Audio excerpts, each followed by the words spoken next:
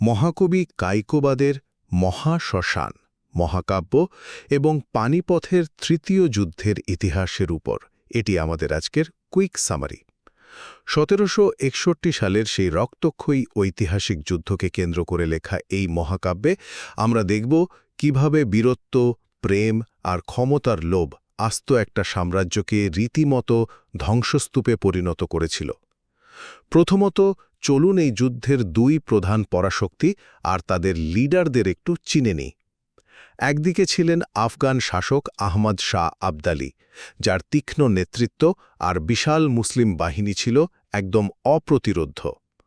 অন্যদিকে ছিলেন তার প্রতিপক্ষ মারাঠা সেনাপতি সদাশিব রাও ভাউ, যিনি যুদ্ধের ময়দানে চরম হতাশা আর ক্লান্তির মাঝেও একেবারে বুক চিটিয়ে লড়েছিলেন।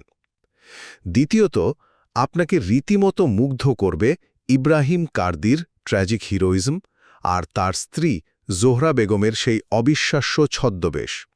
দেখুন, ইব্রাহিম একজন মুসলিম সেনাপতি হয়েও স্রেফ প্রভুর প্রতি বিশ্বস্ততা বা নমক হালালির কারণে মারাঠাদের হয়ে নিজের ধর্মের মানুষদের বিপক্ষেই লড়াই করেন।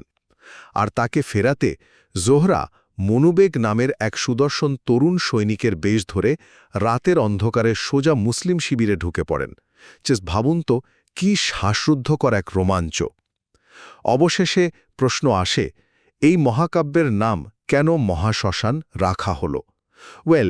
এই যুদ্ধে মারাঠাদের শোচনীয় পরাজয় হলেও বিজয়ী মুসলিমদের এতটাই শক্তিক্ষয় হয়েছিল যে ভারতবর্ষ শাসন করার মতো ক্ষমতা তাদের আর ছিল না। জয়-পরাজয়ের হিসাব ছাপিয়ে লাশের পাহাড়ে পানিপথের প্রান্তর পরিণত হয়েছিল এক মৃত্যুপুরী বা মহাশ্মশানে, যা আলটিমেটলি ব্রিটিশদের ভারত দখলের পথটাকেই সহজ করে দেয়।